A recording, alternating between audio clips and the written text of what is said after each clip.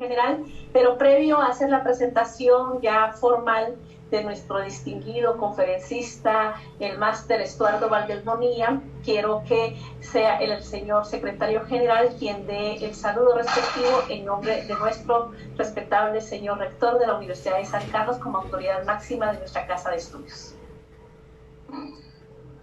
Muchas gracias, doctora. No, realmente hubiera podido continuar. No hay aquí ninguna jerarquía, todos somos amigos y compañeros de trabajo. Y le agradezco mucho a la licenciada Marconi Méndez por estar conduciendo esta actividad. Un saludo muy especial a la doctora Verónica Paz como directora de Extensión Universitaria y felicitaciones por este tipo de actividades. Y la más cordial bienvenida a nuestro conferencista invitado, el maestro Estuardo Valdés. Indudablemente, pues, no nos esperábamos este cambio, esta estructura y este paradigma que se nos generó en el 2020 a través de esta pandemia. Es un cambio de vida de lo que era antes a lo que va a ser de aquí en adelante. Es un cambio de era completamente. E indudablemente, pues, un cambio de esta naturaleza genera incertidumbre. Porque no es un cambio que nosotros lo hayamos buscado, sino que nos vimos inmersos dentro de ella. Y esta incertidumbre, pues, obviamente genera depresión, genera angustia, genera una serie de problemas emocionales para los cuales obviamente tenemos que estar preparados y tenemos que combatirlos. La salud mental es fundamental para estos momentos de crisis y por eso felicito el que se esté dando este tipo de charlas, pues donde se vincula la neurociencia como el conjunto de disciplinas científicas que están enfocadas hacia el conocimiento de los sistemas nerviosos y vinculados, pues, a las emociones y la inteligencia emocional, a cómo tenemos que ir reaccionando asertivamente hacia cada uno de los hechos para adaptarnos a este cambio, cómo mantener esta salud mental precisamente para que nosotros no solo luchemos para superarnos, sino que también seamos un bastión para las personas que nos rodean, no solo con nuestras familias, que seamos siempre el eje positivo familiar para ir luchando y salir adelante de esto con el mayor positivismo y que nos vayamos adaptando precisamente a ese cambio de era, a esas nuevas circunstancias que se están generando,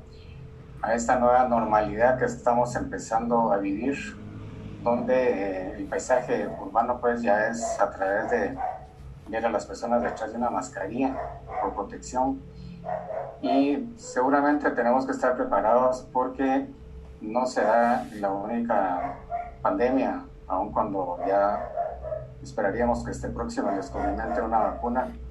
No vamos a dejar de estar expuestos hacia futuros problemas que se generen precisamente por este tipo de hechos o confrontaciones que se den entre los cambios geopolíticos que se dan, así como por la propia contaminación ambiental que está generando el ser humano entre el planeta. Entonces tenemos que estar preparados realmente para, por un lado, desde nuestra perspectiva, ir cambiando nuestras actitudes de vida, ser nosotros agentes de cambio, ser nosotros agentes para que tengamos un planeta más limpio, con menos contaminación y que, por otro lado, tengamos una salud mental para fortalecernos y salir adelante de todo esto. Así es que yo felicito precisamente por este tipo de actividades. Estamos seguros que después de esta charla que nos va a dar el maestro vamos a tener nuevas herramientas para precisamente tener una fortaleza en nuestra salud mental, en nuestra forma de conducta, para, como decíamos, también transmitir eso con todas las personas que nos rodean.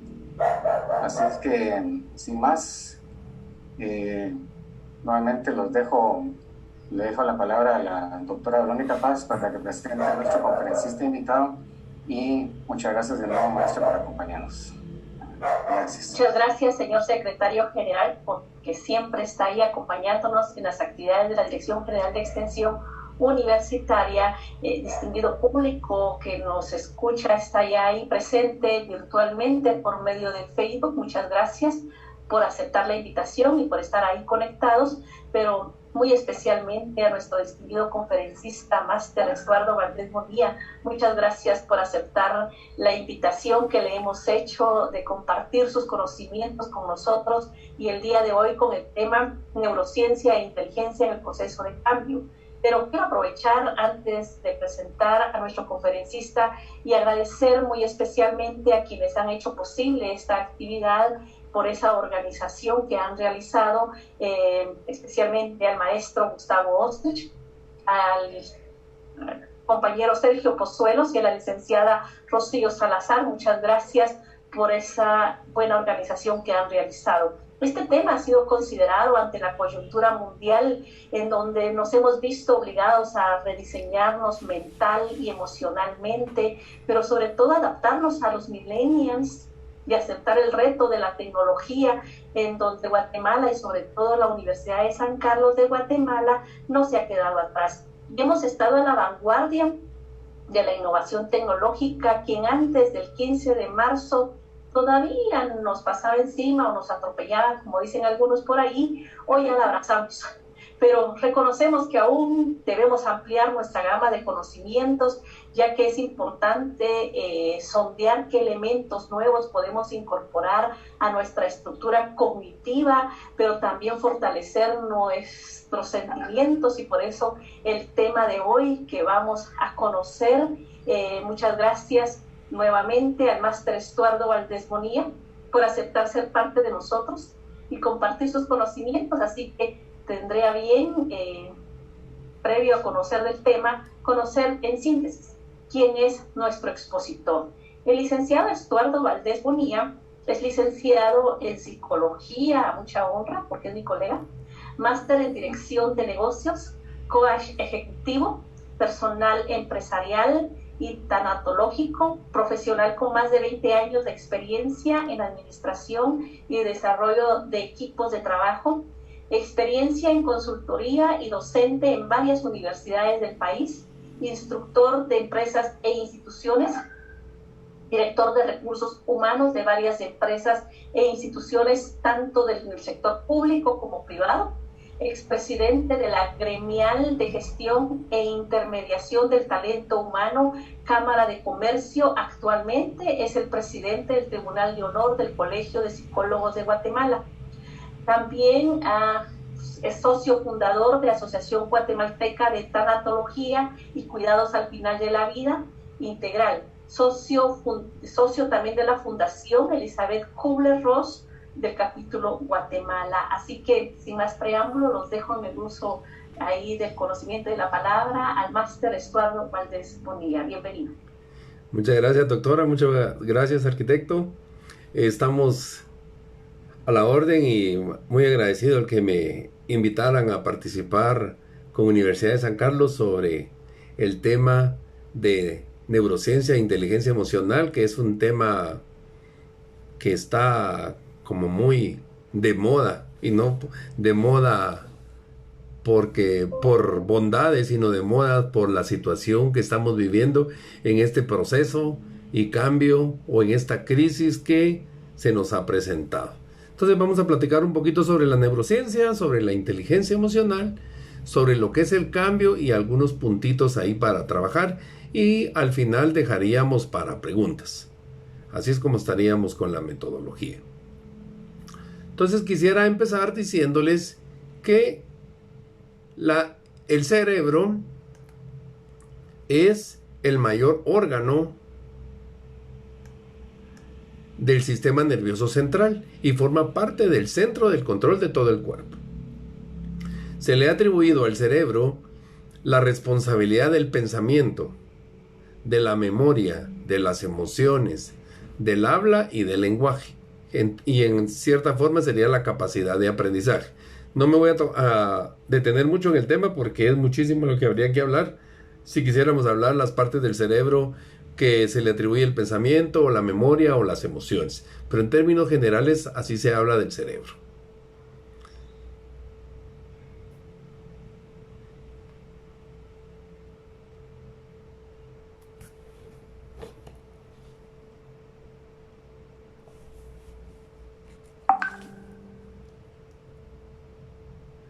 Permítanme que aparecieron fallas técnicas por acá.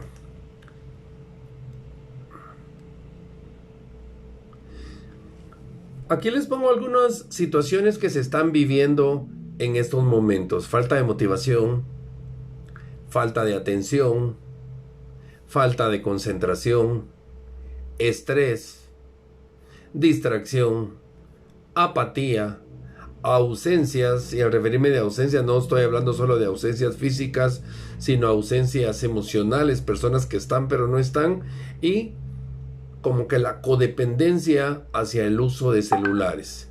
Y todo esto es producto de la situación que en algún momento estamos viviendo, aunque ahorita le estamos echando la culpa a la situación, pero muchas personas, sin necesidad de estar viviendo una pandemia, sino por la misma falta de, tal vez, de significado de vida o por costumbre, como que todos estos elementos ya han aparecido en algún momento.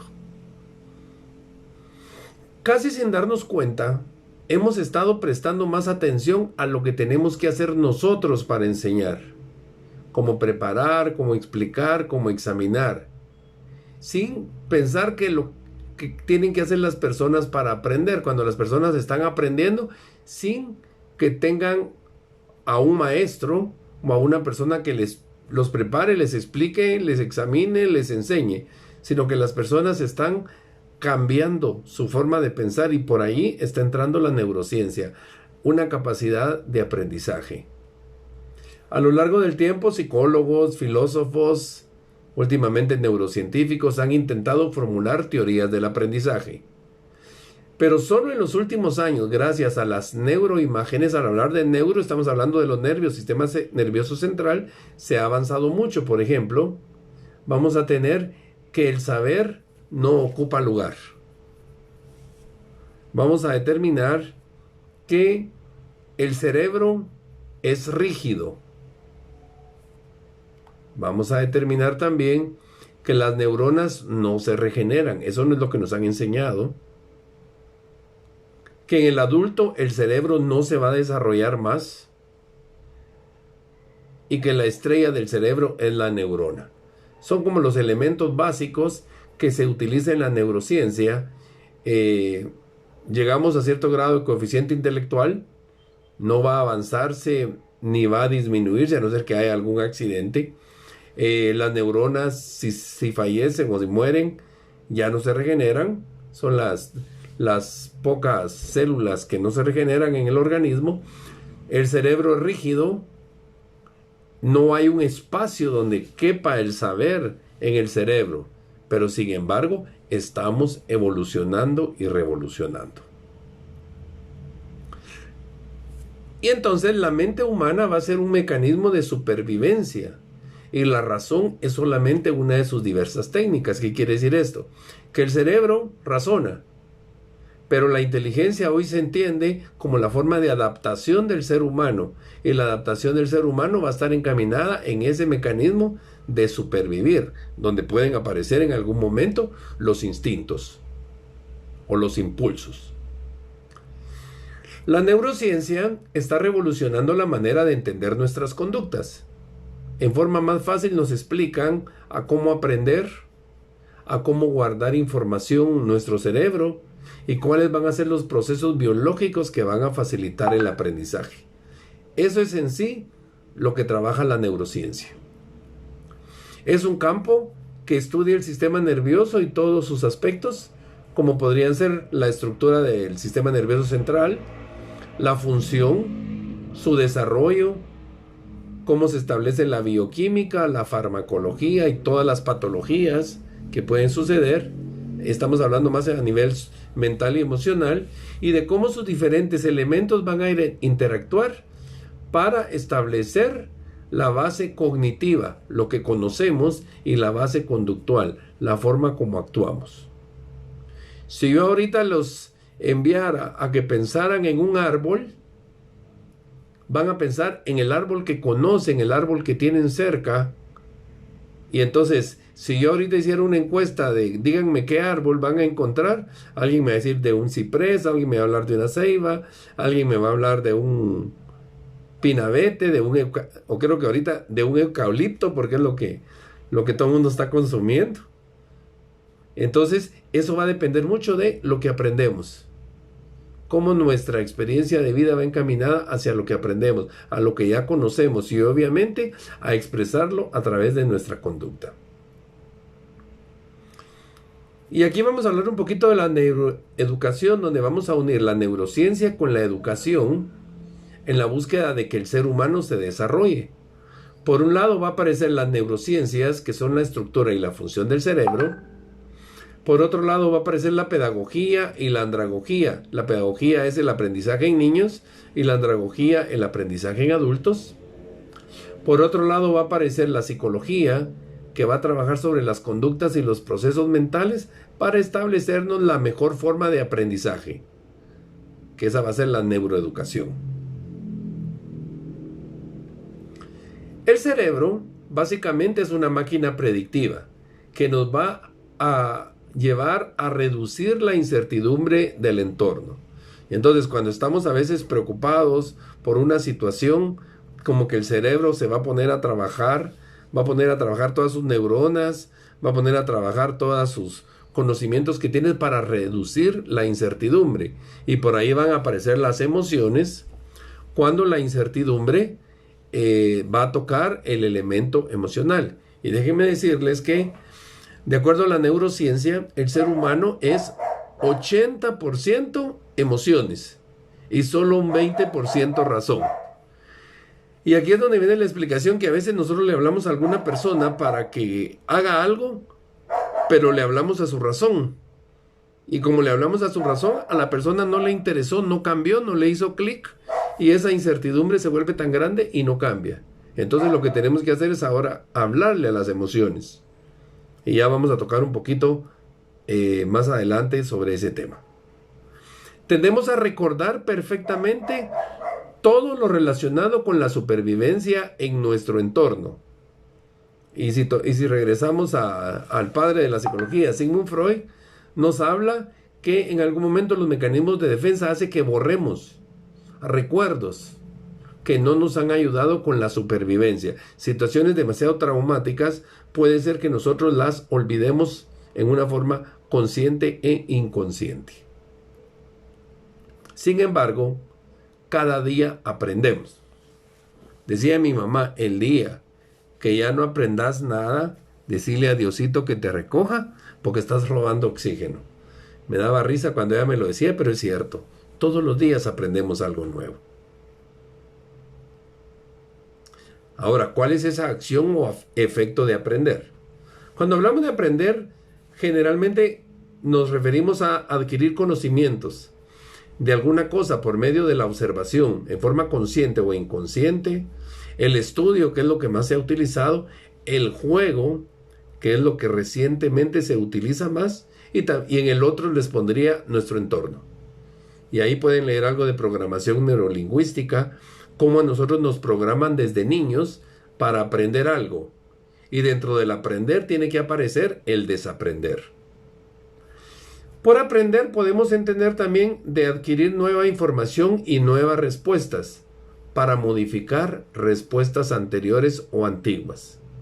Cosas que aprendimos en el pasado que ya no nos sirven ahora. Y entonces tenemos que reenfocarlas a hacer un nuevo aprendizaje. Ahorita, a raíz de la pandemia, estamos aprendiendo nuevos hábitos, nuevas costumbres, nuevas actividades, y eso automáticamente está haciendo, primero, una resistencia a ese cambio, pero en algún momento a ir eliminando situaciones que ya no nos funcionaban. Y también cuando hablamos de aprender, vamos a hablar de un proceso por el cual el sistema nervioso va a adquirir nueva información que se va a observar mediante el cambio de comportamientos. Una persona no aprende solo para tenerlo guardado, sino para cambiar su comportamiento, su conducta. Si uno aprende, significa que la información se guardó en su memoria y que va a ser evocada o utilizada en un momento oportuno. Ahora, ¿por qué será que no podemos almacenar todo lo que queremos? Porque aquí va a entrar el papel de la emoción. Yo voy a almacenar lo que yo quiera, lo que me hace clic lo que me hace intenso en mi vida. Y muchas veces, así como ven la foto, a veces ya no cabe información. Y el ejemplo que yo pondría es como una USB. Tengo una USB casi llena y tengo que subir un nuevo programa. Y no cabe, me dice la USB. Entonces, ¿qué tengo que hacer? Eliminar programas. ¿Qué programas elimino? Los que ya no me sirven. Automáticamente eso está pasando. Entonces nosotros, dependiendo de lo que querramos aprender, vamos a ir también lo que querramos eliminar. Ahora, ¿cómo convencemos al cerebro que la información es importante? Porque el cerebro está tomando película. Me meto un poquito, por ejemplo, a situaciones clínicas. Una persona tiene una mutilación, le quitan una pierna y les hablan de que está el nervio fantasma, porque la persona en algún momento no tiene la pierna, pero sigue sintiendo el dedo del pie, porque no le cortaron el nervio del pie, sino que lo único que hicieron fue mutilarle la pierna. Entonces, en algún momento nosotros tenemos ya ideas muy metidas en nuestra cabeza que el cerebro las maneja, y lo que le tenemos que enviar es la forma de convencerlo para que una información sea importante y otra información deje de ser importante. Y ahí van a entrar nuevamente las emociones. Entonces, para convencer, nosotros tenemos que tener una información muy llamativa y novedosa. Ahorita estamos viviendo la pandemia, que para todo el mundo fue novedad. Y como somos más negativos que positivos, le ponemos más atención a las noticias negativas. Me recuerdo, creo que fue el 3 de marzo, cuando tuvimos el primer caso, hablaron de 3 casos. La primera semana pues subió a 4, a 7. Está bien. Pero ya ahora la gente está como muy esperando que van a ser 15,000, 20,000, 30,000. Y entonces eso asusta. Y para otros no asusta, sino que dicen, bueno, si a todo el mundo le está dando, pues a mí me tiene que dar. Entonces le mandamos mensaje al cerebro. Otra forma es engañando a nuestro cerebro, mandándole la información que nosotros queremos enviarle a nuestro cerebro. Y una tercera forma es por repetición. A veces algo así como cuando aprendimos las tablas de multiplicar, ¿se recuerdan? 1 por 1, 1, 1 por 2, 2. Íbamos repitiendo y repitiendo, y que por memoria aprendíamos las situaciones. Si quieren, son las 3 formas más básicas que la neurociencia enseña en el aprendizaje para ir convirtiendo nuevos aprendizajes o involucrando nuevos aprendizajes a nuestro cerebro. Ahora bien, la clave del aprendizaje es el repaso. No hay aprendizaje sin actividad. O sea que las actividades las tenemos que hacer en formas consistentes y frecuentes hasta convertirlas en hábitos inconscientes. Y aquí les mandaría una pregunta. Si ustedes revisan cuando se ponen una blusa o una camisa, ustedes están acostumbrados a abotonarse la camisa, ya sea de arriba para abajo o de abajo para arriba, o se abotonan el botón de en medio y luego para arriba y viceversa. Prueben el día de mañana abotonarse la blusa o la camisa de la forma como no lo hacen, y se van a dar cuenta de que van a entrar como en una cierta duda o inquietud, porque es algo nuevo.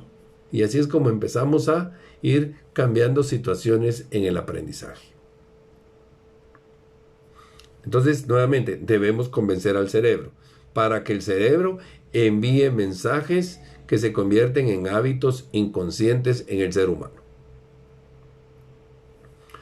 Decía Darwin que no son las especies más fuertes las que sobreviven, ni siquiera las más inteligentes, sino van a ser las más sensibles y las que se adaptan mejor al cambio. O sea, es enviar esos mensajes a nuestro cerebro para que ese mecanismo de supervivencia haga que la persona se adapte a una situación.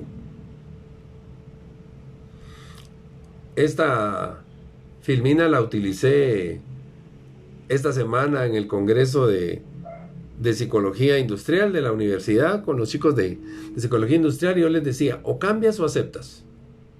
Estamos viviendo hoy por hoy en un mundo complicado, diverso, incierto, donde hay crisis, la famosa pandemia, enfermedad, que nos ha llevado a un aislamiento social, que nos ha generado problemas en la economía, que ha habido pérdidas de empleo.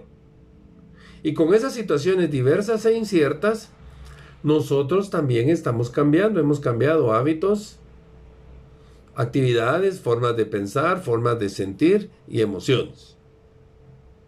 Hoy me pasó algo interesante. En la mañana tuve que ir a hacer un mandado a un mercado y me encantó que en el mercado están pintados todos los piececitos donde la gente se puede parar. Pero lo que me dio tristeza es que nadie le pone atención a los piececitos. Y entonces yo estaba guardando mi distancia y una señora se me puso a la par mía y le digo, señora, ¿ya vio los piececitos? Sí, me dice, pero yo a eso no le creo. Bueno, entonces eso ya es problema de la persona que no quiere cambiar. Pero cuando le llegue la incertidumbre, la duda o la complicación a su vida, que espero que no le vaya a llegar, entonces ella va a tener que cambiar estas situaciones. Y muchas veces nuestro aprendizaje más duro es las lecciones de vida aprendidas. Algo así como cuando el niño uno le dice, te vas a quemar, te vas a quemar, te vas a quemar y no entiende. Pero cuando pone la mano en la estufa y dice, me quemé. Como que la gente tiene que experienciar, vivir las situaciones para poder cambiar. Pero o cambias o aceptas. Y dice Robert Neymeyer que todo cambio va a implicar una pérdida, del mismo modo que cualquier pérdida es imposible sin el cambio.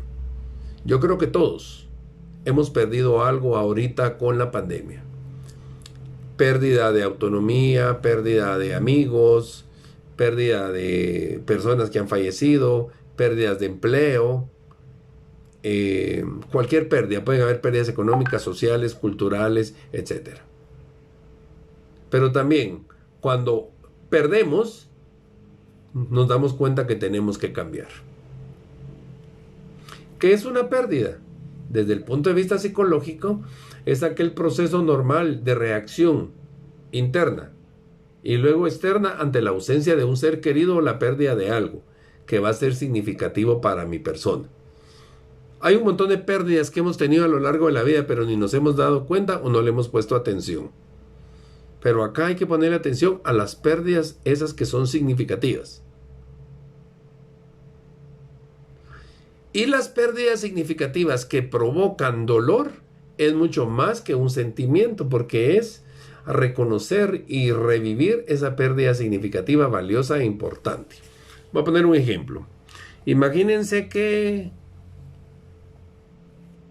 les abrieron el carro, les quebraron el vidrio. Bueno, el quebrar el vidrio fue una pérdida. Pero lo que me robaron fue tal vez un álbum de fotografía que yo llevaba. Ahí hay un duelo porque va mucha información que no la voy a recuperar nunca. Entonces, un duelo es una pérdida que me duele, mientras que una pérdida es una pérdida que carezco ya de algo, pero no me duele mucho. Vamos a encontrar pérdidas oportunas o esperadas.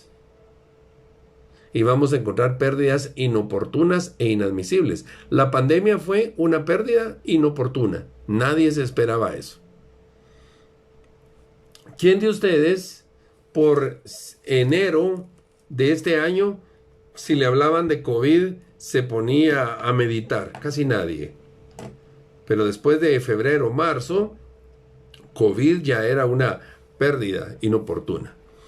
Ahora, hay pérdidas oportunas o esperadas. Por ejemplo, ahorita ya estamos de marzo para acá, ya van abril, mayo, junio, 4 meses. Y entonces ahorita como que ya nos preparamos un poquito más para pérdidas. Y entonces no es que las estemos esperando, pero sí como que el entorno nos está llevando a esa situación. Entonces, ante las pérdidas, las personas tenemos que superarlas y eso se llama resiliencia, que va a relacionarse con la capacidad que la persona tiene para manejar en una forma constructiva sus pérdidas. No nos podemos ahogar en una pérdida. Y las actitudes ante los cambios que se nos presentan es, primeramente, vamos a omitir lo real o positivo. vamos a sentirnos víctimas. En algún momento vamos a decir que no es responsabilidad nuestra. Podemos renunciar a seguir adelante y mucho cuidado y eliminar la esperanza. Dicen que la esperanza es lo último que se pierde. Porque cuando la esperanza, que es un factor importante, primordial en el sentido de vida, se pierde, la muerte empieza a tener sentido. ¿Cuántas personas que están encaminándose ya a que la enfermedad se apure, a que me caiga, porque mejor si me voy? Yo he oído muchas personas mayores, donde dicen, bueno, yo ya viví, creo que es mi último cumpleaños, y cosas por el estilo. Hay pérdidas, y en la pérdida nosotros vamos a expresarnos en forma interna o externa ante la experiencia negativa que estamos viviendo. Esa experiencia externa es a veces expresar su incomodidad al otro. Rematamos, como diríamos comúnmente, con otra persona. O a veces la pérdida la internalizamos y platicamos con nosotros. Y aquí yo les dejaría 4 preguntas para analizar. Ante las pérdidas, ¿quién eres tú ante ti? Sería un punto de reflexión. ¿Quién eres tú ante los demás? Revisa tus capacidades y habilidades, y entonces ¿quién eres tú con tus capacidades y habilidades para salir adelante? ¿Y quién eres tú ante el futuro? Obsérvate en el futuro para ver cómo vas a salir. Elizabeth Kubler, ella es una doctora neuróloga y psiquiatra, que ella trabajó en los años de 1980 con enfermos de SIDA, con la pandemia del SIDA en 1982, y trabajó con muchos enfermos terminales. Y ella nos habla, tiene muchísimos libros, y como les decía, tenemos la fundación de Elizabeth Kubler aquí en Guatemala, como las únicas 4 en Latinoamérica, donde ella decía que ante una situación, ante un dolor, ante una pérdida, lo primero es negar la noticia. El segundo elemento es enojarse. El tercer elemento es la negociación, regatear. El cuarto elemento, la depresión reactiva, tristeza, hasta aceptar lo sucedido. Entonces, ahorita con la enfermedad, la gente no, a mí no me va a dar. De repente nos enojamos porque la economía, que porque perdió el empleo, que porque algún amigo se murió, etc. Negociación. Y si me va a dar, que sea suavecito, que no va a ser muy fuerte. Depresión, provocar tristeza, hasta que finalmente entendemos. Como han dicho muchos expertos, la enfermedad vino para quedarse. Pero eso ya sería un tema para platicar sobre las famosas cepas del coronavirus y cómo es que eso va a ir quedándose en los organismos de las personas a través de esos virus. Las características de los duelos poseen características diferentes, como por ejemplo son inevitables. En algún momento hemos tenido algún duelo. Los duelos van a implicar dolor y sufrimiento, pero también van a brindar la oportunidad de crecimiento. No nos podemos quedar en el duelo, sino tenemos que resurgir de las cenizas, como dicen, del ave fénix, para salir adelante. Ahora, el aprender, que les decía que es un proceso por el cual vamos a adquirir determinada información y almacenarla para cuando la necesitemos. Y va a estar posibilitado por esas redes neuronales del cerebro que les decía, que van a ser cambiadas por el aprendizaje. El aprendizaje va a ir cambiando nuestra forma de adaptarnos a las situaciones. Que va a ser un proceso que a través de las habilidades, las destrezas, los conocimientos, las conductas o valores, vamos a ir cambiando a través del estudio, de la experiencia, de la instrucción, de la observación. Y más fácilmente de la experiencia. Ahora bien, ¿qué es el cambio y qué es el proceso? El cambio es llegar a resultados, pero va a iniciar por un proceso que va a generar la acción o la transición de un estado inicial a otro diferente. ¿Dónde estoy hoy y dónde quiero llegar? ¿Cuál es mi estado actual y cuál es mi estado deseado? Y eso va a referirse en algún momento a sustituir o a reemplazar algo. un gusano convirtiéndose en una mariposa. El gusano es más feo que la mariposa, pero el gusano vive más que la mariposa. Entonces, como lo feo, que puede durar mucho tiempo, tenemos que trabajar ese proceso para ir haciendo ese cambio. Ahora, el aprendizaje, para que exista aprendizaje, tiene que partir de un cambio, que esto lo estamos viviendo ahorita. Y ese cambio nos va a llevar a la respuesta impulsiva del ser humano, que es resistirse al cambio, porque está en su zona de confort. Cuando superamos la resistencia al cambio, intentamos aprender. Y en un principio del aprender, descubrimos que hay errores. Pero cuando descubrimos que hay errores, muchas personas les da miedo y entonces regresan a la resistencia. Pero si logran salir adelante, siguen aprendiendo, ese reaprendizaje ya no me va a llevar a obtener errores, sino a descubrir resultados. Los resultados me va a llevar a generar confianza y la confianza me va a llevar a alcanzar el éxito. Y cuando ya alcancé el éxito me doy cuenta que tengo que cambiar de nuevo. Entonces este proceso de aprendizaje es constante y cíclico. Ahora, ¿cuál es nuestra reacción inmediata ante el aprendizaje, ante ese cambio? Hay personas que van a pensar, no sé qué debo hacer. Otras personas que van a decir, no sé cómo hacerlo. Otros que van a reaccionar y van a decir, no sé por qué hacerlo. Y otros que van a decir, no quiero hacerlo. Entonces, ¿qué hacer con los que no saben que deben hacerlo? Hay que educarlos. Ahí aparece el proceso de educación. Cuando no sé cómo hacerlo, tengo que entrenarme, generar capacidades, habilidades. Cuando no sé por qué hacerlo, hay que vender la idea. Y cuando no quiero hacerlo, hay que motivar. Y por ahí sería nuestro trabajo para con la gente que está cerca de nosotros. Ahora, la diferencia entre cambio y transición, el cambio está centrado en el resultado, mientras que la transición es un proceso que necesita soltar antiguas formas de actuar y relacionarse para cambiar. En cambio, por ejemplo, un cambio es cambio de oficina. Pero la transición, ¿qué implica un cambio de oficina? Implica cambio de horario, implica una nueva casa, un nuevo cuarto, etc. El cambio es situacional y externo. Gira en torno a todo lo nuevo. La transición es psicológica e interna e implica soltar lo viejo con todos los sentimientos que esto conlleva. Que la palabra que se está usando mucho, cerrar ciclos.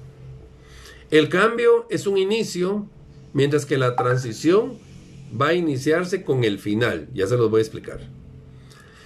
El cambio es un suceso, la transición es un proceso. El cambio es rápido, la transición requiere de tiempo. Entonces ahorita la pregunta sería, ¿con el COVID estamos en un proceso de transición o estamos ya en un cambio? Creo que no hemos llegado al cambio todavía, sino que estamos en este proceso. Que viéndolo en este cuadro de modelo de transición, les decía que la transición va a empezar en el final.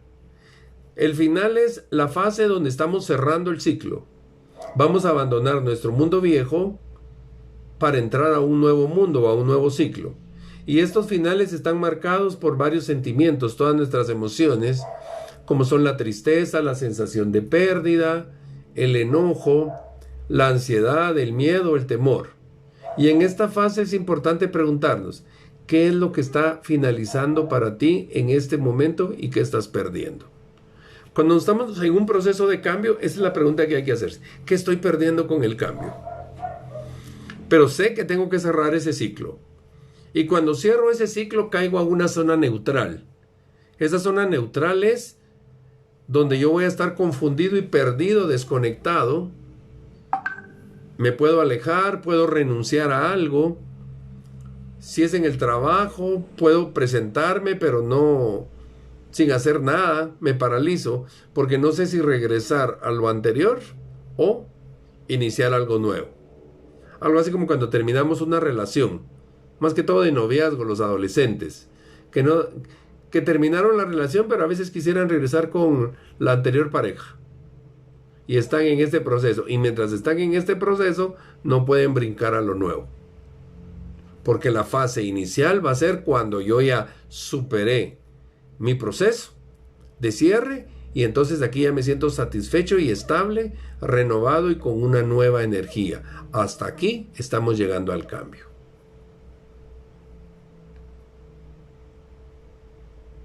Perdón que vaya tan rápido, pero es por el tiempo. Pero por favor vayan anotando sus preguntas, sus inquietudes para irlas realizando, contestándoselas al final.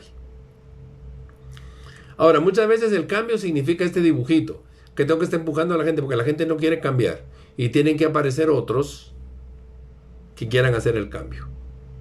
O el cambio a veces aparenta que yo quiero cambiar a los demás y los estoy pintando a mi estilo, pero yo no cambio. Quiero que cambien todos, pero no cambio yo. Y el que no sabe a dónde va, siempre acaba en otra parte. Entonces yo tengo que hacer mi análisis hacia dónde quiero estar. Ese proceso de transición. Pero ¿qué pasa con el cambio? Miren el ejercicio acá. Este tipo inventó la rueda y se las quiere presentar y está inventado y alguien apareció que no quiere rueda. Que no a la tecnología, no. Porque la gente se acostumbra inmediatamente por el temor a lo nuevo a resistirse al cambio. Veamos un poquito de historia. Hace 120 años, en el año 1900, la esperanza media de vida en los países desarrollados era de 47 años. Los caballos eran el principal medio de transporte. El 10% de los divorcios ocurrían en cada 1000 parejas. Había un teléfono para cada 170 personas. Y solamente 1 de cada 7 hogares en países desarrollados tenían una regadera. No sé si a alguien le gustaría vivir en 1900 y regresar a eso. Me voy a brincar 80 años. 1980. La esperanza media de vida en los países de 47 subió a 65 años. La computadora portátil aparece en 1981. El teléfono móvil en 1983, los celulares. Nos conectamos a través del sonido gracias al Sony Walkman. El CD fue introducido en 1983. Jane Fonda creó una moda de aeróbicos con su video de ejercicios vendiendo 17 millones de copias. Los invasores espaciales detonaron el uso de los videojuegos, aparecen por ahí. El cubo de Rubik fue creado convirtiéndose en el juguete más vendido en la historia. Brinquemos 20 años, 2000, cuando decían que se iba a terminar el mundo. La esperanza media de vida sube a 70 años. Más del 90% de la población tiene teléfonos celulares. El número total mundial de mensajes de correo han alcanzado 171 billones de mensajes diarios. Hay más de 2.7 billones de búsquedas a través de Google. Los reproductores MP3 se transforman en nuestra forma de escuchar y comprar música. El iPod, lanzado en el 2001, también fue el primer año en que un turista pagó para ir al espacio. Aparece por esos años YouTube, MySpace y Facebook. Los reality show tomaron la pantalla chica de manera consistente. Son el número de los ratings desde el 2001 y siguen trabajando como los número 1. Vamos al inicio del 2020, enero del 2020. Nuestra expectativa de vida, 72 años. Sociedades más viejas, mayores. Aparece la tecnología inteligente, la robótica, aplicaciones app, drones, Uber, avances en la medicina, impresiones 3D. La esperanza media de vida esperada en países desarrollados de 76 años. La expectativa 72 y una esperanza de 76. Más del 90% siempre de la población con celular. El número total mundial de mensajes de correo ha alcanzado más de 1.000 billones de mensajes por día, con más de 400 millones de usuarios. Enero 2020. Marzo 2020, en solo 2 meses, nos bota los 120 años que hemos hablado. Expectativa de vida incierta. Sociedades aisladas. Pandemia global. Inestabilidad mundial. aislamiento social, alteración en estados emocionales, pérdidas y duelos, crisis económica, crecimiento del home office, de todas las ciberactividades, educación virtual, internet y redes sociales abruman al mundo, cambio en comportamientos, en intereses, en actitudes, en actividades y en hábitos de las personas. Miren cómo nos cambió en 2 meses todo. Vámonos al 2021. El top 10 de los trabajos que más se demandarán se están transformando desde ya y quizás no van a existir en el 2050. E incluso algunos van a empezar a desaparecer en el año 2030. La nanotecnología en la producción de alimentos significa que la disponibilidad de alimentos ya no va a ser afectada por el clima o por la caducidad. ¿Cuánta gente ahorita compró un montón de productos para tener en su casa, productos no perecederos que se les arruinaron? Cambio en el comportamiento personal, laboral y educativo.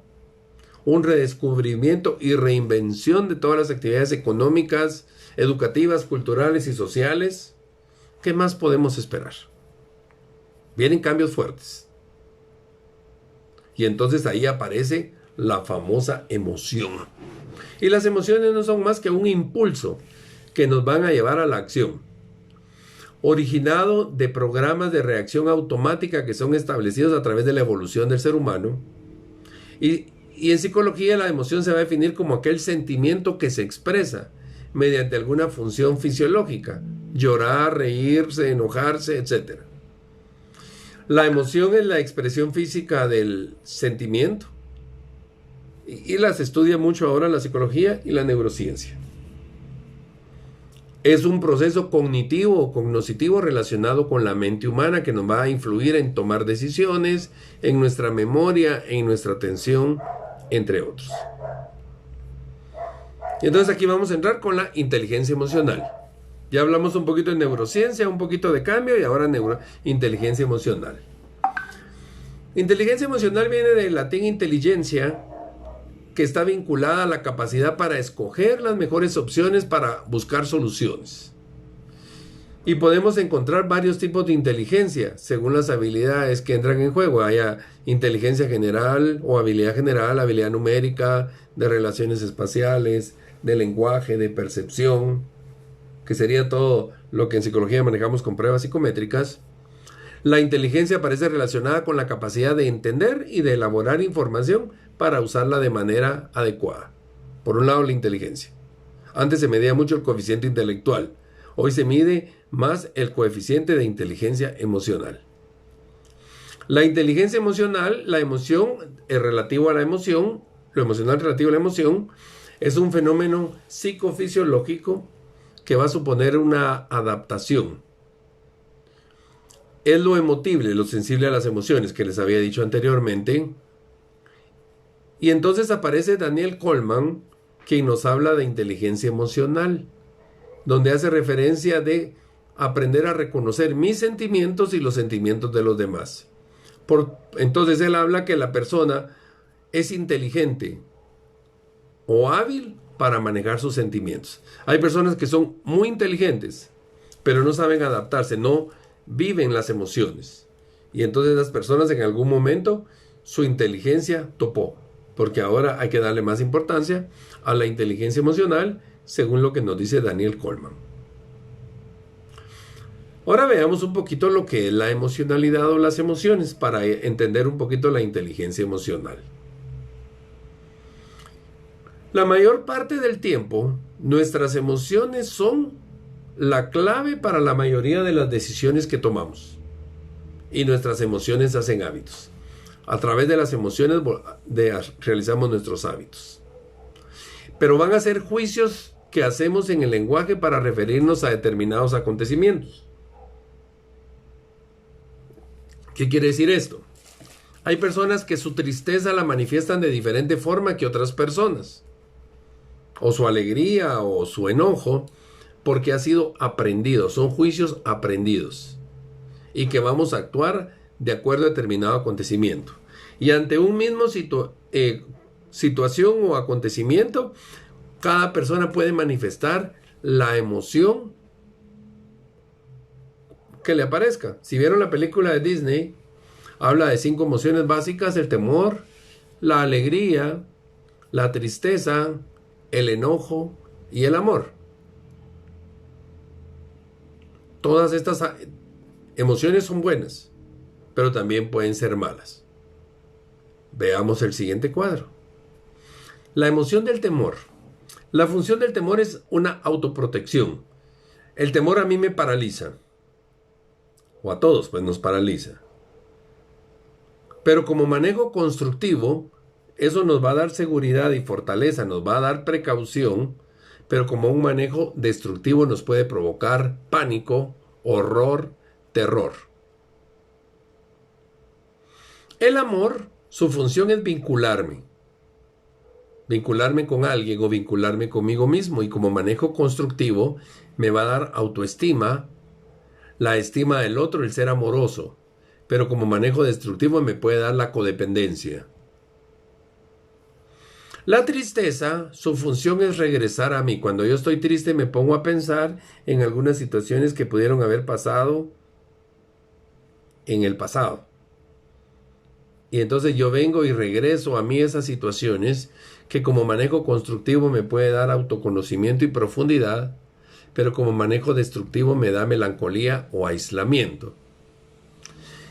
El enojo, su función es establecer límites, defenderme, que como manejo constructivo me va a dar seguridad y confianza y firmeza, y como manejo destructivo me va a dar odio, ira, rencor. Y finalmente la alegría, su función es llenarme de energía, que como aspecto positivo me va a dar gozo, disfrute y optimismo, y como manejo destructivo la euforia superficial. Entonces, cualquiera de las 5 emociones puedo actuar en forma positiva, que es la constructiva, o en forma destructiva. Pero cuando aparece la forma destructiva es cuando mis emociones generan conflicto. Y lo que tenemos que, entonces lo que hacemos como inteligencia emocional, pensemos de que me entré en temor y el temor me provocó pánico, entonces yo voy a buscar inmediatamente una emoción, pensemos el amor, para vincularme y buscar a una persona que me incremente mi autoestima o incrementarle la autoestima a otra persona. O tengo una relación de pareja patológica que me genera codependencia, y como quiero salir de esa área destructiva, entonces voy a llegar a la tristeza y voy a regresar en mí para hacer un autoconocimiento y profundidad para poder tomar decisiones. Pero esto ya sería la persona con inteligencia emocional adecuada decide qué emoción manejar. Pero hay personas que se quedan en el manejo destructivo, y ahí es donde entran los problemas. Por estas emociones, sobre todo las negativas y las positivas, me van a llevar a estados emocionales, donde los estados emocionales pueden promover o detener el desarrollo de la persona. Por un lado, las emociones son reactivas, desencadenadas por un evento específico, y cuando desaparece el acontecimiento, desaparece la emoción. Por ejemplo, alguien va manejando y se le atraviesa un carro, natural que uno se enoje y hasta puede expresar palabras o hacer señas o lo que sea. Pero 5 minutos después ya se le olvidó la situación. Pero hay personas, les pasó eso a las 7 de la mañana y pasó todo el día refunfuñando contra ese carro. Entonces eso ya no es emoción, sino es un estado emocional patológico que va a determinar nuestra forma de actuar, que va a establecer mi horizonte de posibilidades. Estos estados emocionales tienen mucho que ver con estas preguntas. ¿Cómo estoy juzgando yo al mundo? Revisemos ahorita en momentos de pandemia, ¿cómo estamos juzgando al mundo?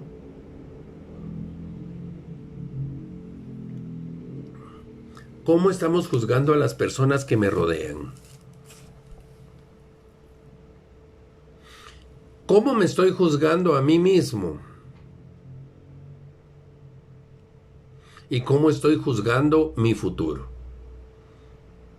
Y esas 4 preguntas me pueden orientar mucho a mi área de emociones.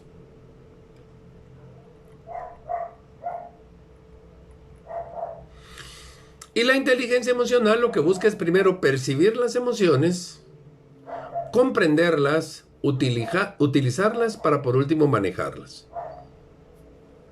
Y aunque nadie puede volver atrás y hacer un nuevo comienzo, cualquier persona puede empezar de nuevo y hacer un nuevo final. ¿Cómo podemos nosotros recolocar nuestras emociones para seguir adelante? Veamos rápidamente las capacidades básicas de la inteligencia emocional. Tenemos que aprender a descubrir nuestras emociones y sentimientos propios. Ya que los descubrimos, hay que reconocerlos, aprender a manejarlos, crear nuestra motivación propia para poder gestionar relaciones interpersonales. Las características que van a tener las personas con adecuada inteligencia emocional van a ser capaces de reconocer y de manejar todo lo que pueden ser las emociones, inclusive las de tipo negativo. Van a tener mayor capacidad de relacionarse con los demás porque van a contar con la ventaja de que consiguen entender a los demás al ponerse en sus lugares, que se llama empatía. Van a lograr utilizar las críticas como algo positivo, ya que van a analizar y aprender de ellas. Son aquellas personas que por tener esa inteligencia emocional van a saber encauzar convenientemente emociones negativas con la capacidad para aprender a ser felices. Van a contar con las cualidades necesarias para hacer frente a adversidades y contratiempos, para no deprimirse, para no venirse abajo. Y las competencias a nivel emocional van a ser de dos tipos, personales y sociales. Las personales, la primera, autoconciencia, que significa conciencia emocional, reconocer mis emociones propias y cómo influyen en mí mis emociones. La autoevaluación emocional es saber cuáles son mis fortalezas y mis limitaciones, lo que en algún momento se habla de hacer nuestro FODA personal. Y la autoconfianza, generar un fuerte sentido del valor que yo tengo, acorde a mis capacidades, no acorde a mis debilidades. Cuando ya revisé la autoconciencia, me voy a la autorregulación. Aprender a controlar mis emociones en situaciones críticas, manejar con valores los principios de honestidad e integridad, adaptarme, flexibilidad para asumir el cambio, innovarme, sentirme cómodo con nuevas ideas y con enfoques. Luego viene la motivación, que va a ser orientarme al logro, que es ponerme objetivos para conseguir mi estándar de excelencia de vida. Mi compromiso, alinear mis objetivos con el grupo, mi comunidad, mi familia, mi trabajo. La iniciativa, que es actuar con premura y anticipación, ser proactivo y asertivo. Optimista, ser persistente en perseguir mis objetivos pese a las dificultades y obstáculos.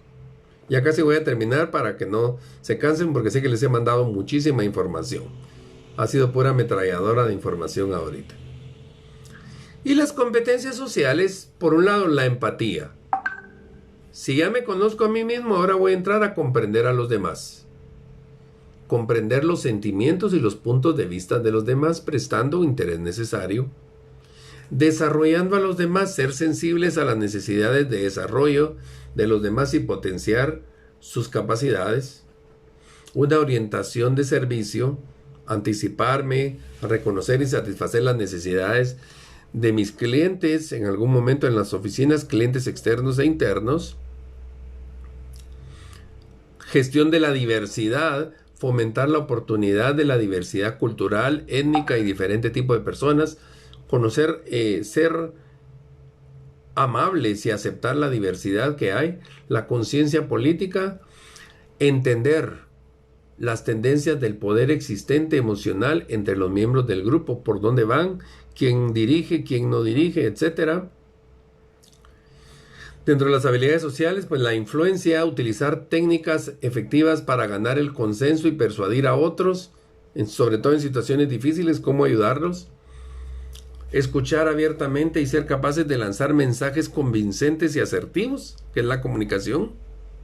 Aprender a gestionar el conflicto, aceptar, sostener y resolver conflictos. y sobre todo el liderazgo, inspirar y guiar a otros. Alguien me decía hoy de que a él no le gusta que lo tomen de ejemplo.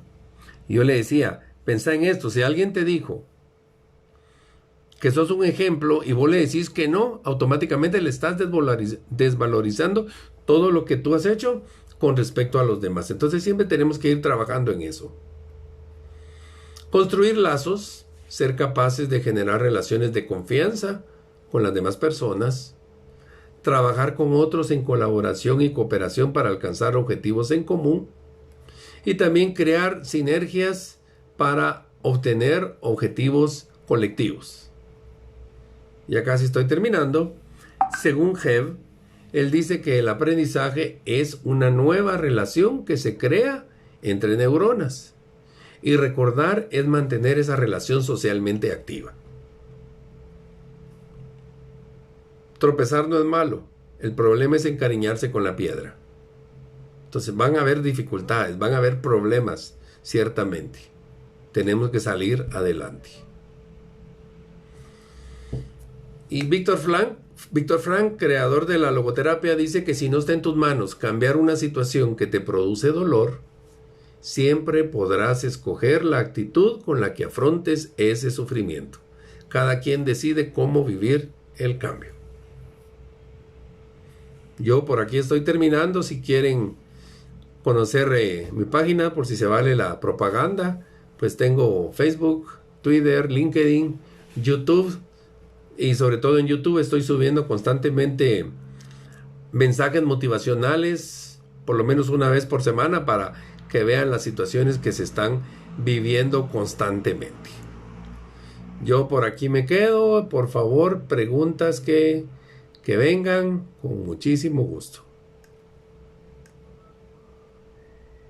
Muchísimas gracias. Muchas gracias, Magíster, por esta importante charla que esta tarde nos ha compartido. Muy relevantes aspectos nos ha dejado usted acá para que nosotros analicemos como ciudadanos también cosmopolitas, muchos que somos, que hemos estado por el mundo y que muchas veces conocemos otras realidades y que estamos conscientes que es parte de una transición a nivel mundial la que estamos viviendo. Y es por eso que nos hemos dado cuenta que esta conferencia de hoy tiene bastantes expectativas, el público nos está apoyando bastante y están bastantes personas conectadas y por eso les agradecemos a cada uno de ustedes. Maestro, vamos a pasar ahora a la sección de preguntas para que usted nos haga el favor de responder. Hay algunas inquietudes que el público ha planteado. Parece ser que una de las personas aún tiene la inquietud de si se puede vivir a la vez la transición y el cambio. ¿Podría aclararnos usted esto, por favor, maestro? El cambio en sí ya es el resultado. Y entonces, cuando lo que me dice esta persona de vivir la transición y el cambio es porque están todavía en su zona neutra, donde no han soltado del todo su pasado y están metiéndose al futuro, que es lo que estamos viviendo ahorita. ¿Cuántas personas dicen qué va a pasar cuando abran el país? Bueno, ya lo abrieron. ¿Será que vamos a regresar? ¿Cómo va? Mi escritorio quedaba del lado de la ventana y tenía a la par a fulanito o a sultanita. ¿Será que me lo van a dejar enfrente o me lo están moviendo a otro lado? Entonces, la persona está pensando en el cambio, pero sus emociones. Tal vez el ejemplo sería, por ejemplo, cuando uno cambia de casa, de niño. Viene el papá, la mamá, la familia, quieren algo mejor para nosotros y nos llevan a una mejor casa, una casa más bonita, más grande y todo. Pero yo estoy triste porque dejé a mis amigos, la señora de la tienda con la que yo platicaba, el bus con el que tomaba, todas mis emociones se quedaron y ya tengo el cambio, pero mis emociones todavía no han alcanzado el cambio. Entonces sí se puede ser que ahí es donde estamos viviendo ese proceso de esa transición con el cambio. No sé si me explico. Muchas gracias. Otra pregunta es, ¿se puede vivir la resiliencia como parte del duelo? Sí, la resiliencia parte del duelo. El duelo te provoca dolor, la pérdida. Y entonces la resiliencia es la capacidad que la persona va a tener para enfrentar el duelo. Ahora yo bien les digo, aunque eso sería Si le interesa, doctora, otra plática, con mucho gusto, de tanatología, podríamos hablar sobre uno tiene que disfrutar su duelo. Van a decir, este está loco. Pero mi duelo es mi duelo. Entonces, yo tengo que aprender a sacar ese llanto, esa tristeza, la emoción que tenga, ese enojo, para enfrentar el duelo. Y hasta que logré salir de ese proceso, entonces yo, cuando ya acepté, ya voy con la resiliencia. Ahorita con la situación, una de las cosas que está pasando mucho, siempre han habido muertos, pero ahora hay no es que haya más muertos, bueno, sí hay más muertos por la enfermedad, pero ahora la gente le está poniendo la atención, tal vez por el ritual, que no se está haciendo el velorio. Y entonces vienes y ¿cómo enfrentas eso? Que eso se llama duelos congelados, algo así como cuando tienes una comida que te gustó tanto pero ya no te cabe, la metes al freezer para congelarla y volvértela a comer. Hay gente que está congelando sus duelos, congelando sus pérdidas, y en algún momento las van a tener que sacar para poder llevar flores al cementerio, por poner un ejemplo. O alguna persona ahorita perdió su trabajo. Están enojados, están molestos, están tristes o están preocupados, y se les aparecen además otras situaciones, y todo eso lo van acumulando. Entonces ahora yo tengo que aprender con mi inteligencia emocional qué emoción me va a ayudar para minimizar mi dolor. Y definitivamente, maestro, como comenta acá uno de las personas de nuestro público, todos estos cambios que se generan en nuestro cerebro para poder adaptarnos, ¿tiene algún aspecto de cambio en cuanto a la energía o a las neuronas o algún cambio químico o fisiológico? Una de las personas pregunta si nos podría usted aclarar un poco más o nutrirnos un poco más en este tema, por favor. Sí, definitivamente, como estamos acostumbrados ya a algo, cuando tenemos algo nuevo, no me voy a meter a hablar ni de dopamina ni de oxitocinas porque son temas como muy difíciles de hablar, pero cuando uno está haciendo algo nuevo se esfuerza más. Digamos, yo voy al gimnasio y estoy acostumbrado a hacer, 25 sentadillas. Pero viene ahora mi instructor y me dice, ahora va a hacer las sentadillas, pero no se va a poner las manos en la cintura, sino se las va a poner aquí en la cabeza. Entonces yo estoy gastando energía pensando en las manos de acá, porque el movimiento de las sentadillas ya lo sé. Entonces eso hace que tu cerebro empiece como a transformarse, a generar o a pedir más oxígeno, porque estás haciendo algunos actos inconscientes que son los hábitos y le estás agregando actividades conscientes, que es donde entran en conflicto. Y entonces por eso uno termina cansado. Usar la mascarilla, no sé si les ha pasado que están con dolor de cabeza, que les duelen los ojos. Entonces un amigo me decía, tu COVID psicológico, ¿verdad? Te quitas la mascarilla, pero ya llegaste con síntomas a tu casa. Pero es que el organismo, digamos, el ponerlo en la mascarilla, nosotros estamos respirando nuestro mismo anhídrido carbónico. Nos está generando más, a poner a trabajar más el cerebro.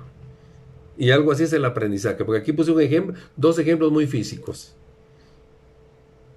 No sé si vamos por ahí o ustedes me dicen. Creo que sí, maestro, muchísimas gracias. Otra pregunta que nos presenta acá una persona es, ¿cómo podemos evitar caer en la depresión por la situación que se está viviendo? Buena pregunta. Primeramente, tenemos que pensar de que nosotros somos superiores a la situación.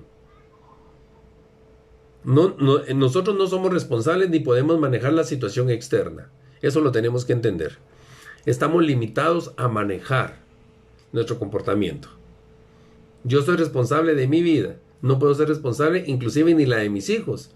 Porque yo a mi hijo le puedo tratar de convencer, obligar, regañar y todo para que haga, pero en determinada forma es él el que va a reaccionar. Y estoy hablando de hijos mayores, ¿verdad? Porque mi hijo menor sí tengo que presionar, pero ya ni los niños se dejan. Pero, ¿qué pasa? Yo salgo a la calle y me voy vestido de blanco y llueve y me enojo ¿Qué puedo hacer? Nada. Entonces lo que tengo que aprender es a manejar. En algún momento es hacer conciencia. Lo que tenemos que hacer es no echarle la culpa ahorita al gobierno que ya hay buses, que se abrió eso, sino que yo, ¿qué voy a hacer? El ejemplo que les ponía del mercado. ¿De qué sirve que hayan gastado no sé cuántos toneles de pintura para hacer piecitos y la gente no se para ahí? Entonces, hacer conciencia. Obviamente, ya no le pongamos mucha atención a las noticias negativas. Porque la noticia negativa me genera conflicto. Las noticias venden las noticias amarillistas. Si vienen y dicen que, no sé, se contagió X persona, nada, pero se contagió un médico, uff, la bomba. Se contagió el presidente del Congreso, hasta chistes sacaron hoy en el periódico. Y no es que el presidente del Congreso sea bueno o malo, o el médico sea bueno o malo, pero nos tiran, siempre nos tiran el dardazo para que nosotros engañemos, lo que les hablaba hace un rato, engañar a nuestro cerebro para cargar lo que tienen. Si manejamos mucho tristeza, nos vamos a la depresión. Entonces, mi sugerencia es, busquemos actividades alegres, busquemos energetizarnos, alimentarnos sano, tomar bastante líquido. Eso nos lleva a hacer ejercicio. Hay gente que también están sedentarios y un sedentario se va a deprimir más. Claro, y porque también ahora tenemos que lidiar con tanta tecnología introducida en nuestras vidas y esto puede generar algún cambio fisiológico en nuestro cerebro para adaptarnos al cambio. Esta es una de las preguntas que una de las personas del público quisiera que usted nos aclarara. Sí, porque hoy precisamente en el Congreso del Colegio de Psicólogos se tocaba el tema de cómo han aumentado las adicciones en este periodo de pandemia. Porque cuando nosotros no sabemos manejar, digamos, nuestra valía, cuando renunciamos a la emoción del amor personal, de generar nuestra autoestima, necesitamos depender de algo y entonces buscamos alcohol. Hay mucha incidencia de pornografía, hay mucha dificultad en relaciones interpersonales, hay mucho maltrato familiar. Y ya les dije alcohol, hay drogas, codependencias de hábitos, porque lo que estamos perdiendo es la voluntad. Y recuérdense que el elemento más importante, el que más nos hace, el segundo elemento que más nos hace humanos es la voluntad. El primero es el lenguaje, la comunicación. Y también estamos perdiendo ese proceso de comunicación porque la gente cada vez se comunica menos. Y entonces al perder la comunicación, los procesos mentales cognitivos se van disminuyendo. Ahí no me dejará mentir el arquitecto y la doctora, los chicos cómo tiemblan cuando es el examen privado público que tienen que hablar. Todos lo saben, pero les da un pánico hablar y se les olvidó todo. Y los profesores a veces les hacen cara así como quien dice, hoy yo soy el profesor, y entonces hasta generan temor. ¿Qué es lo que tenemos que hacer? Estimularlos a la comunicación. A nuestros hijos, a nuestra pareja, ¿cómo te sientes? Como que tomáramos ahorita unos 10 minutos. Hoy pasé dando, les cuento, yo trabajo mucho con enfermos terminales. Ese es mi campo más fuerte. Y hoy pasé dándole el pésame a una persona que yo estuve atendiendo. Y me dice la esposa, en estos 4 meses nos relacionamos lo que no nos habíamos relacionado como en 30 años de casados. Teníamos una buena relación, pero estos 4 meses que nos llevaron a encerrarnos y el proceso que él empezó enfermo, nos hizo comunicarnos y expresar todo lo que sentimos. Y entonces es importante que digamos, que saquemos eso que tenemos. Hoy ponía un dibujito donde dice, si tus ojos no lloran, otra parte de tu cuerpo va a llorar. Parte de las emociones. Excelente punto, maestro. Y vamos a aprovechar que aún tenemos acá la presencia de nuestro respetable secretario general de la Universidad de San Carlos de Guatemala para que nos dé unas palabras con relación al tema. Arquitecto, por favor, buenas tardes. Arquitecto Carlos Valladares, le damos el uso de la palabra. Muchas gracias, Marconi. No, solo es para agradecer por la participación que ha tenido el maestro Estuardo Valdés. Como decíamos al inicio, en esta época de crisis es cuando más tenemos que aprender a tener inteligencia emocional, como lo decía, efectivamente, a saber controlar nuestras emociones, a tener una actitud positiva y obviamente esa automotivación tiene que incidir en todas las personas que nos rodean, empezando por nuestra familia. Tenemos que ser el polo de motivación de la familia. Y no digamos también con las personas que tenemos a nuestro alrededor, con las personas con las que trabajamos y a los que somos docentes, por supuesto. Tenemos que motivar mucho a los estudiantes porque han cambiado la vida para todos. No ha sido fácil para ninguno, definitivamente. Este cambio, esa ruptura, pues, entre el antes y el después de este año, del famoso 2020, que no lo esperábamos de esa forma, es una ruptura, es un cambio al cual tenemos que adaptarnos y, por supuesto, nosotros tenemos que ser agentes motivadores para que este cambio sea de la mejor forma. Sobre todo, precisamente, a los que hemos tenido el privilegio de ser parte de ese 2% que tenemos estudios superiores y que tenemos tal vez más comprensión y educación para saber afrontar todo esto. Hemos visto cabalmente, como el ejemplo que nos ponen ahorita el maestro, los piecitos. Un pueblo que no está educado, obviamente está más afectado a que esta pandemia se prolongue y se dispare más, porque sin educación, sin tener esa formación, definitivamente no se tiene esa conciencia que tenemos de protegernos nosotros para proteger a los demás. Y es el temor que existe con esta apertura que se hizo por parte del gobierno en este momento, sin tener tal vez una mayor capacitación, un mayor acercamiento para generar una mayor conciencia.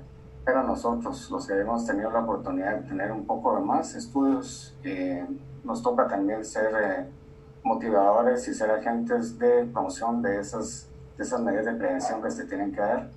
Y volviendo al tema, pues obviamente ser agentes motivadores. Y vuelvo a insistir, como docentes, acordémonos que la docencia es 80% motivación y 20% conocimiento. Si nosotros no motivamos a los estudiantes, definitivamente nos van a ser aprensivos con el aprendizaje y no se van a automotivar ellos para sacar adelante la carrera que ellos han escogido y que obviamente tienen que amar, porque si no la aman va a ser muy, muy tortuoso el camino. Así es que muchas gracias realmente por estas motivaciones, por estas palabras que nos ha externado el maestro. Nos motivan a que seamos nosotros mismos automotivados y a motivar a todos los seres que nos rodean. Muchas gracias. Muchas gracias, arquitecto. A nuestro respetable público también queremos agradecerle por toda esa interacción que ha mostrado y ese interés en esta charla. Hay muy buenos comentarios, quisiéramos poder tener el tiempo para compartirlos con ustedes, pero lamentablemente se nos agota el tiempo y todavía tenemos algunas actividades en este programa y queremos ofrecerles también las disculpas por no haber podido plantear todas las preguntas que nos escribieron en nuestro chat, pero cuenten con que la Universidad de San Carlos de Guatemala continúa realizando su labor de elevar el nivel espiritual de toda la población guatemalteca y de buscar soluciones a los problemas sociales. En este sentido, pues agradecemos al maestro Estuardo Valdés y será la doctora Verónica de Jesús Paz Castillo de Brenes, como directora general de Extensión, quien hará la entrega virtual de un reconocimiento a nuestro respetable conferencista. Muchas gracias, maestro Estuardo Valdés, por esa valiosa conferencia. De verdad, un tema de mucha necesidad, no solo para nuestra comunidad universitaria, sino para toda la sociedad guatemalteca en general. Y le tomaremos la palabra para que la próxima conferencia sea sobre tanatología, ya que es importante brindar ese apoyo emocional a quienes están viviendo esa experiencia dura de la pérdida de un ser querido y que requieren fortalecer su nivel de resiliencia y aprender a expresar sus emociones para no generar conflictos futuros que pueden desencadenarse cuando las personas lamentablemente son obligadas a ocultar sus sentimientos. Y como usted muy bien lo decía, muchas gracias por aclararlo, ¿verdad? También tenemos derecho al dolor, así que expresémonos con libertad, pero con inteligencia también, ya que del reprimir el dolor también puede ocasionar otros problemas, no solamente emocionales, sino también mentales y, por qué no decirlo, hasta sociales y físicos. De ahí vienen todas las enfermedades físicas. Nuestro cuerpo es el que menos puede aguantar, así que al público que aún está conectado, invitarlos, ¿verdad?, a poner en práctica este conocimiento y a contribuir a transferir este conocimiento con sus seres queridos y con la población que conocen, que están sufriendo esta situación de verdad difícil para la mayoría de nuestro pueblo. Gracias por recordarnos que somos superiores también a cualquier situación y que tenemos la virtud de superar cualquier prueba y que aprendamos a concentrarnos más en lo positivo que en lo negativo. Mientras tengamos vida y sobre todo salud, podemos alimentarnos sobre todo mentalmente, no solamente de lo que comemos, pero sobre todo espiritualmente. Y la exhortación también ahí muy personal, fe en Dios ante todo. Y bueno, quiero hacer la entrega de parte de la Universidad de San Carlos de Guatemala y de la Dirección General de Extensión Universitaria en la presente constancia de reconocimiento que dice para el maestro Estuardo Valdés Bonilla por su participación como ponente en la conferencia virtual Neurociencia e Inteligencia en el Proceso de Cambio, realizada el 30 de julio del 2020 a las 17 horas con una duración de 90 minutos. Firma su servidora, Ir y Enseñar a Todos. Y cordialmente invitados a nuestra audiencia a que siempre estén en sintonía de todo lo que promovemos como parte de la Dirección General de Extensión Universitaria. Muchas gracias. Y estamos siempre a la orden, con muchísimo gusto. Muchas gracias de nuevo. Felicitaciones. Gracias. Muchísimas gracias a nuestro respetable público y le deseamos la mejor de las tardes. Gracias.